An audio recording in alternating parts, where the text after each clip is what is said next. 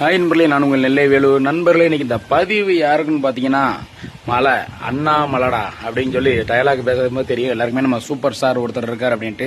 ஆனால் அதையும் தாண்டி ஒரு தமிழ்நாட்டு ஒரு சூப்பர் ஸ்டார், ஒரு மாசான சூப்பர் ஸ்டார், தமிழ்நாட்டின் முன்னாள் பாரதிய ஜனதா கட்சியின் மாநில தலைவர் அண்ணன் அண்ணாமலை அவர்களை பற்றி எத்தனை பேருக்கு தெரியும்? அண்ணாமலை சொன்னால் தெரியாத ஆளே கிடையாது. அப்படி ஒரு பேர் வாங்கின ஆள், ஒரு ஃபேமஸான ஆள். அவர் முன்னாள் IPS அதிகாரி. இன்னைக்கு நம்ம அண்ணாமலை அண்ணன் அவர்களை பற்றி என்ன பேச போறோம் அப்படின்னா, அண்ணாமலை அண்ணன் வந்து ஒரு முக்கியமான முடிவு, பாரதிய ஜனதா கட்சியிலிருந்து வெளியே வந்துட்டு ஒரு முக்கியமான அறிவிப்பு ஒன்று வெளியிட்டிருக்காரு. அதுக்கு வீடியோ ஃபுல்லாக பாருங்க. நான் என்ன வீடியோ ஃபுல்லாக சொல்கிறேன், வாங்க வீடியோக்குள்ளே போகலாம். நண்பர்களே, நம்ம பாரதிய ஜனதா கட்சி உலகம் ஃபுல்லாக இருக்கு, சரியா? உலகம் முழுக்க பாரதிய ஜனதா கட்சி இருக்கு.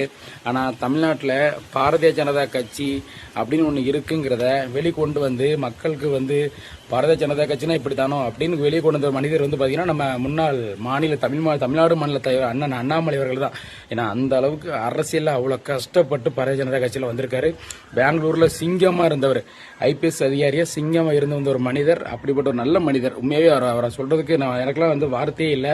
நான் அந்த அளவுக்கு படித்தவனும் கிடையாது. அப்படி ஒரு படித்த மனிதர் இன்னைக்கு வந்து பார்த்தீங்கன்னா பாரதிய ஜனதா கட்சியில இருந்து நான் வெளியே வர சொல்லி லெட்டர் வந்து டெல்லியில போய் கொடுத்து பாரதிய ஜனதா கட்சியை விட்டு வெளியே வந்து புதுசாக ஒரு அரசியல் கட்சி ஆரம்பிக்க போறேன், ஒரு இயக்கம் ஒன்று ஆரம்பிக்க போறேன்னு சொல்லி மனசை வெளியே வந்துட்டாப்ல. வெளியே வந்து சொன்னதுதான் பாத்தீங்கன்னா அவர் ஏர்போர்ட்ல வரவேற்கிறதுக்கு 10 லட்சம் மக்கள் வந்து நிக்கிறாங்க. அதே நேரம் வந்து பாத்தீங்கன்னா அவர் ஒரு குரூப் ஒன்று ஆரம்பிச்சிருக்காங்க ஆன்லைன்ல. அந்த இயக்கத்தில் சேர்றதுக்கு ஒரு வெப்சைட். அதுல பாத்தீங்கன்னா ஒரே நாள்ல 14,57,034 பேர் வந்து இணைஞ்சிருக்காங்களாம். இது எவ்வளவு பெரிய ஒரு சாதனை! அண்ணாமலை அப்படிங்கிற ஒரு பேரு எவ்வளவு நிலைச்சிருக்கு.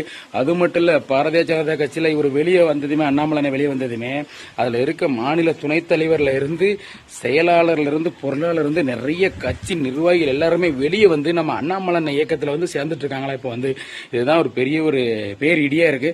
அதுக்கப்புறம் எல்லாருமே என்ன சொல்றாங்க தெரியுமா? முதல்ல அண்ணாமலை என்ன சொன்னார் தெரியுமா? நான் வந்து அடுத்து வரக்கூடிய பொது தேர்தலில் கண்டிப்பா நம்மளோட இயக்கம் வந்து கண்டிப்பா எலெக்ஷன்ல நிற்கும், கண்டிப்பா நாட்டு மக்களுக்கு நல்லது செய்வோம் அப்படிங்கிற ஒரு கோரிக்கையோட முன்வைக்கிறேன் அப்படின்னு சொல்லியிருக்காரு அண்ணாமலை. அதுபோக அந்த பாரதிய ஜனதா கட்சியில் நிறைய பேர் விலகி வேற சேர்ந்துட்டு இருக்காங்க இல்லையா? இதனால வந்து ஒரு பெரிய ஒரு அதிருப்தி வந்து அலை இருக்குது அப்படின்னு சொல்லிட்டு இருக்காங்க. அதே நேரம் வந்து பாத்தீங்கன்னா பாரதிய ஜனதா கட்சியில் இப்ப இருக்கிற நம்ம தமிழ் மாநில தலைவர் அண்ணா நயினார் நாகேந்திரன் அவர்கள் வந்து பாத்தீங்கன்னா மிகுந்த ஒரு கடும் கோபத்தோட இருக்காரு. ஏன்னா இந்த கட்சியில் இருக்கிற நிர்வாகிகள்லாம் வந்து அண்ணாமலை வெளியே போனதுமே எல்லாருமே வெளியே போயிட்டாங்கிற ஒரு கடும் கோபத்தில் இருக்காரு. யாரெல்லாம் வெளியே போவீங்களோ கட்சியை விட்டே தூக்கிடுவோம், கண்டிப்பா நடவடிக்கை எடுக்கப்படும் அப்படிலாம் சொல்லிட்டு இருக்காங்க. அது ஒரு பக்கம் இருந்தாலும் மக்கள் எல்லாருமே வந்து பாத்தீங்கன்னா பெரும் ஒரு ரசிகர் படையாவே நம்ம அண்ணாமலைக்கு இருக்காங்க. அதே மாதிரி வந்து பாத்தீங்கன்னா அண்ணாமலை அண்ணன் ஒருவேளை இப்ப இடைத்தேர்தலில் திருச்சி பக்கம் நின்னாங்க அப்படின்னா கண்டிப்பா TVKக்கு ஓட்டு எண்ணிக்கை குறையும், கண்டிப்பா ஜெயிக்கிறதுக்கு அண்ணாமலை ஜெயிக்கிறதுக்கு 100% வாய்ப்பு இருக்குன்னு சொல்லிக்கிட்டு இருக்காங்க. எது எப்படியோ ஒரு தமிழ்நாட்டை ஆளணும், கண்டிப்பா ரொம்ப சந்தோஷம் தான். கண்டிப்பா புதிய அரசியல் ஒன்று வரணும், மக்களை தான் எதிர்பார்த்துட்டு இருக்காங்க. ரொம்ப சந்தோஷமா இருக்கு அண்ணாமலைனா. கண்டிப்பா உங்களோட பயணம் சிறப்பாக அமையணும். நான் வாழ்த்துற வயசு இல்லை, வணங்குறவங்களை கண்டிப்பா சிறப்பான பயணம் அமையணும். என்ன சொல்றது, ரொம்ப சந்தோஷம். இதே மாதிரி எப்பவுமே மக்கள் நல்லது செய்யுங்க. ரைட் நண்பர்களே, இந்த பதிவு உங்களுக்கு பிடிச்சா லைக் பண்ணி, கமெண்ட் பண்ணி, ஷேர் பண்ணி, மறக்காம நம்ம பேப்பர் 248 சேனலை சப்ஸ்கிரைப் பண்ணி பிள்ளாமிக்கிறீங்க. நன்றி, வணக்கம்.